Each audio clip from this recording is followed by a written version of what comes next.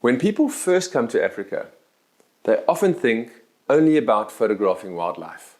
But Africa has so much more to offer the photographer. I've been traveling on this continent for the last 25 years.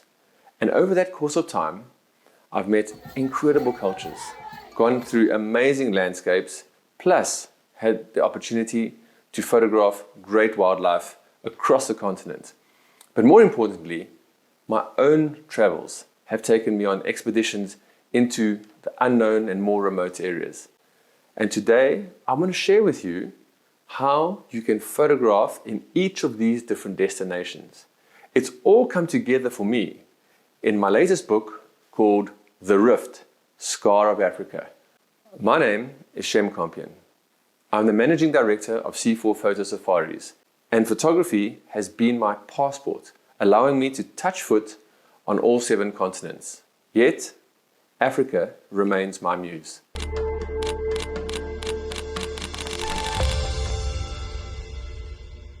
My journey photographing in Africa started in 2002, when, together with a friend, we decided that we wanted to be wildlife photographers. And in order to do so, we sold everything we had, threw what remained into a Land Rover, and drove on a 7-month expedition to photograph the great wildlife areas of Africa. We started down in South Africa and went right up to Murchison Falls in Uganda. All we did was live like wildlife photographers. We photographed using film, and we made sure we were photographing every morning and every evening. But most importantly, it introduced me not only to the great wildlife areas of Africa, but also to the people and the cultures of Africa. And it embedded in me a lifelong fascination with this continent. Most impressively for me was actually arriving at Lake Nakuru, which borders on the Rift Valley. And as you drive over the Rift Escarpment, you look down into the valley some 500 meters below you, and there were absolutely hundreds and thousands of flamingos in the lake below. It was the first time that the Rift Valley for me became a tangible concept. We had all heard about it being spoken about. There are a couple of books that have been written about it, and even television series. But there, in that one seminal moment, the rift was explained to me. This scar of Africa that is slowly shearing Africa apart. Yet, over the last 3 million years, it's also been the reason for the greatest mammal abundance in Africa. It's the reason why hominids emerged and now becomes the greatest repository for our ancestors and the origin of man. Likewise, it's the reason why cultures have all settled there. They needed water, they needed food, and they needed shelter. And the Rift Valley provided that for them.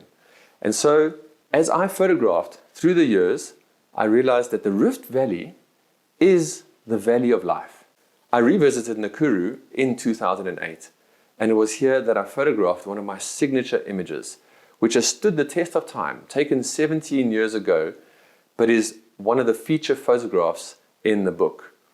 A whole number of images come from 2008, and it speaks to how travel, pioneering expeditions, and the love of photography have all come together in the Rift book, because there are 17 years worth of photographs in the book right now. So, what I've distilled it down to is that when photographing in Africa, there are 3 different methodologies that one takes in order to get great photographs. And I'm going to go through those 3 different methods in this discussion. Because ultimately, when you come to Africa, you want to get the most out of your photography. The first one is photographing with wildlife on foot. There are very few places that you can do this in Africa, but these are probably some of the greatest wildlife experiences you can have. Some of them are the Simien Mountains in Ethiopia, where you're with the gelada monkeys, and the others are Mana pools right down south. There are other places in Africa that you can photograph wildlife on foot, but generally that wildlife is far away, and you might as well be doing it from a vehicle. These specific locations are where you can get close to wildlife whilst you are on foot. And there you need to take a specific type of gear with you. What you need there is a medium wide angle zoom. That means a 24 to 70 millimeter or a 24 120, that little range of lens will serve you perfectly for being close enough to your animals and your subject, but also not going too wide that you distort them. Because when you photograph too wide, wider than 24 millimeters, you get a lot of distortion, and it's very difficult to get great shots there. The most important part of this photographic process is to be as respectful as you can and to move very slowly and very consistently. No sudden movements. But when you do have these experiences, the actual photography is out of this world, because the animals in these scenarios come right up to you, and you can have these really, really strong, powerful moments with nature, but also getting great, great wildlife photographs too. The second is traditional wildlife photography. And when you're photographing in the Serengeti, Masai Mara, South Luangwa, Mana Pools, the Okavango Delta, and of course Gorongosa, where the Rift Valley departs, this is where you're going to be photographing for the most part from a vehicle. Now, the best part about a vehicle is that animals are totally habituated to vehicles, because tourism has been done in a responsible manner over the course of time, and the animals have become very, very relaxed to them. Here, you're using the vehicle as your hide and also as your support. It's also where long lenses come into play. And so the cameras you're using here are fast frame cameras with longer lenses, because you want to be able to bring the animal close to you in the frame. So a long lens is something like 200 to 400. 600 is now pushing the range there, but it does allow you a lot more flexibility. A long time ago, 600 meant a heavy lens. With newer technology these days, the 180 to 600, the 200 to 600, these various lenses that the manufacturers makes it much more lighter and more portable, allowing you flexibility, which is such an important part of wildlife photography. So typically, the daily equipment that you're going to be using is a long lens, a super zoom by definition, and a camera that has fast frame rates, good autofocus. So you're able to track those animals and make sure that all your photographs are consistently sharp. These areas are also excellent for bird life.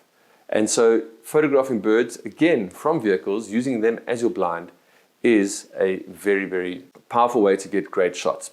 And then I come to photographing people and cultures of Africa. Working with people brings on a whole different attitude to your photography, because here we need to make a human connection. And that's so vital in getting great photographs. So often, when I'm working with cultures, the camera initially is put away completely. And ironically enough, the iPhone is a great, great icebreaker for interacting with people who you can't understand, or communication is very limited. So the initial attraction is not about using a camera. It's about gaining that human connection, respect, mutual connections, and maybe some words that you've learned from their language. All those combine to working with people respectfully, but also having them relax and just enjoy the moment as much as you are enjoying the moment. Hence why an iPhone sometimes to show your children, to show other parts of the world, or to actually show themselves and yourself together in a photograph or on the screen works very well. The photography side is then much more set back, I find. And that is one of a reportage or candid type of photography, where you are the fly on the wall and you set yourself back a bit and let life go on as it normally does. Because it's when people are relaxed that you get the best photographs. In order to do that on the photographic side, I find here a 70-200. In fact, I have a 70-180 f2.8, very fast lens, that allows me to work in low light conditions when generally people are waking up, or even better, it's in the evening, the light is going lower, you've got fires burning, and you're getting a real mood in your imagery. So that type of lens allows you to let more light in and work in those lower light conditions, but also stay removed further back from your subjects, giving them space, let them be comfortable. And that is a very, very handy piece of equipment to use. Again, here, your camera body, you want a camera body that can work in good low light conditions. So high ISO performance becomes very important. There's a second scenario here, and I've done it quite a lot. Again, with very relaxed subjects, is actually putting them into a mobile studio. Sometimes it's a piece of cloth behind them, or even at the entrance of a tent. And when you've got good cooperation with people, this is where real magic happens with cultures, because the photographs you get here are all about the integrity of the person, the proudness, the strong traditions that they hold, and you want that to be conveyed in the image. You never want to take a photograph of somebody just sitting down grumpy. What you want is for them to shine. And so that relies on the human connection. It has taken me a long time to develop that, but that's what ultimately the Rift has taught me. There are a few things that I always travel with, regardless of where I'm traveling to in Africa. That is a tripod, a good travel tripod, a beanbag, especially for when I'm photographing wildlife from a vehicle, and a very small reflector screen that always fits in my camera bag or in my travel bag, but you never know when you're going to have the opportunity to use it for good cultural and portrait work that you could be doing at any given moment. I hope this video has shown you how diverse Africa is as a destination. I've stuck specifically to the Rift Valley in this talk, but Africa has a lot more to offer, like the deserts of Namibia and the whole Congo rainforest. Yet I found that the Rift Valley is one of the greatest valleys of life in Africa. It's the world's largest geological scar, and so you can imagine there is a lot to explore in it. It's taken me 17 years worth of work and 23 years of exploration to bring the Rift Scar of Africa book to you. So please have a look at it in the link below. And of course, if you want to join us on safari, please visit the website. C4 travels everywhere in Africa, from Chad right down through to Cape Town. And we love nothing more than sharing what Africa has to offer. Thank you for watching.